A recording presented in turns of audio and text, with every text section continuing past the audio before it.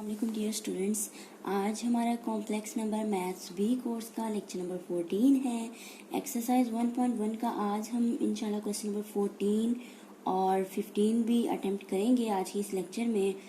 तो उससे पहले स्टूडेंट्स आपसे रिक्वेस्ट है, जिन्होंने मेरा चैनल अभी तक सब्सक्राइब नहीं किया या जो स्टूडेंट्स मेरे चैनल पर न्यू हैं, मेरे चैनल को सब्सक्राइब करें, साथ ही बेल आइकन का बटन प्रेस करें ताकि आपको हर आने वाली न्यू वीडियो के बारे में नोटिफिकेशन मिलता रहे।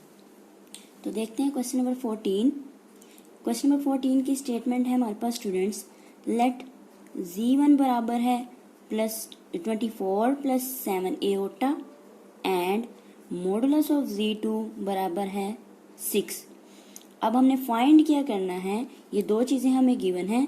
z1 एक कॉम्प्लेक्स नंबर गिवन है, दूसरा एक z2 है सेकंड कॉम्प्लेक्स नंबर है, उसका हमारे पास मॉडुलस गिवन है।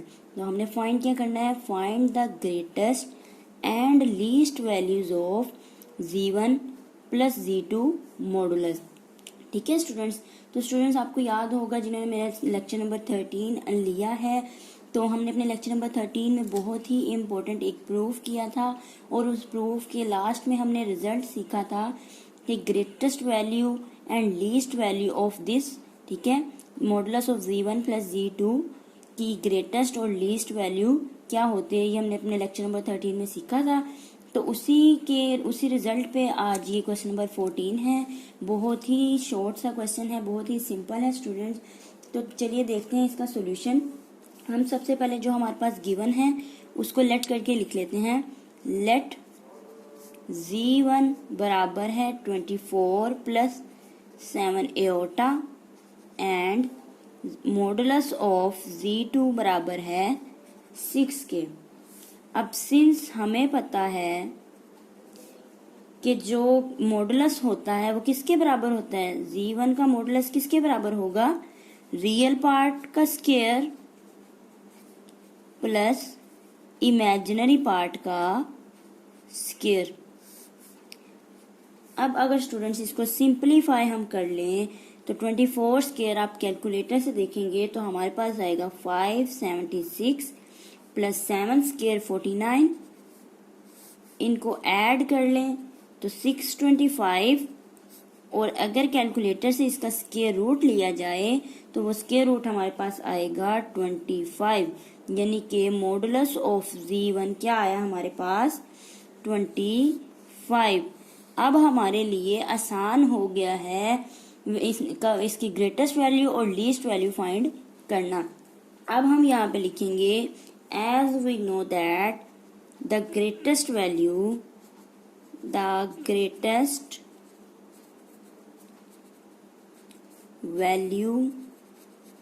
Of z1 + z2 modulus is equal to, किसके बराबर होती है greatest value, modulus of z1 + modulus of z2।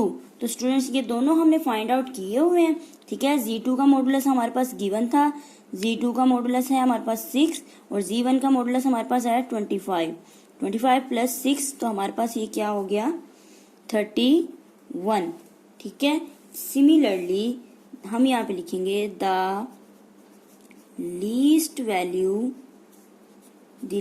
Value of z1 + z2 modulus is equal to, किसके बराबर है, modulus of z1 modulus minus z2 modulus. ठीक है स्टूडेंट्स, अब अगर इसमें वैल्यूज हम पुट करते हैं तो z1 हमारे पास आया है 25 माइनस z2 है हमारे पास 6, ये होल मॉडुलस आ गया, और 25 - 6 करेंगे तो 19 आ जाएगा। तो 19 एक पॉजिटिव नंबर है, ठीक है, तो इसका मॉडुलस भी 19 ही रहेगा। ठीक है, ऑलरेडी पॉजिटिव है। तो ये था स्टूडेंट्स हमारा क्वेश्चन नंबर 14। होप्स हो कि आपको अच्छे से समझ आ गया होगा। बहुत ही सिंपल क्वेश्चन है और बहुत ही छोटा सा क्वेश्चन है, कॉन्सेप्ट हमारा ऑलरेडी क्लियर था। अब हम चलते हैं स्टूडेंट्स क्वेश्चन नंबर अपने 15 की तरफ। 15 क्वेश्चन जो है हमारा वो भी बहुत ही सिंपल सा है, लेकिन थोड़ा सा इम्पोर्टेंट है, तो ज़्यादा नहीं लेकिन थोड़ा सा इम्पोर्टेंट है। और ये भी हम रिजल्ट यूज़ करके आए हुए हैं, उस रिजल्ट की बेस पे ये क्वेश्चन नंबर 15 है। तो देखते हैं इसकी स्टेटमेंट।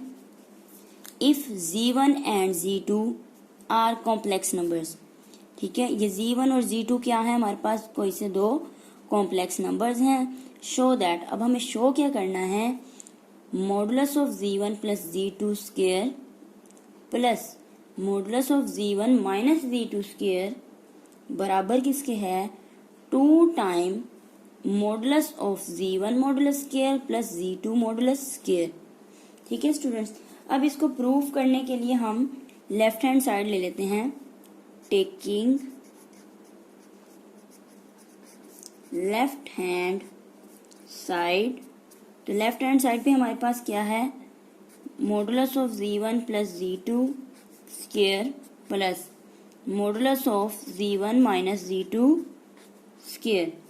अब सिंस हमने ये रिजल्ट क्वेश्चन नंबर 13 में यूज किया था, हमें पता है Z मॉडुलस स्क्वायर किसके बराबर होता है, Z इंटू Z कॉन्जुगेट के।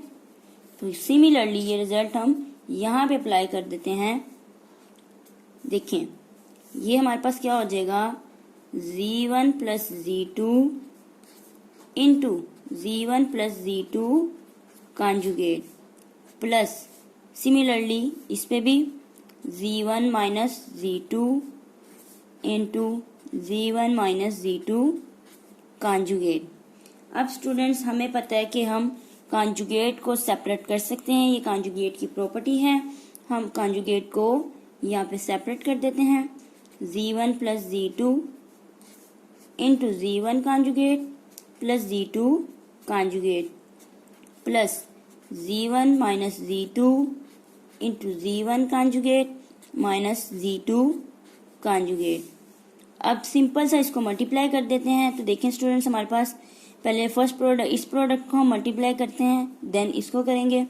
तो ये हमारे पास आ जाएगा Z1 into Z1 modulus conjugate, फिर plus Z1 into Z2 conjugate plus Z2 into Z1 conjugate plus Z2 into Z2 conjugate. अब नेक्स्ट प्रोडक्ट को हम सिंप्लीफाई करते हैं, Z1 into Z1 conjugate minus Z1 into Z2 conjugate minus Z2 into Z1 conjugate, फिर minus into minus plus Z2 into Z2 conjugate.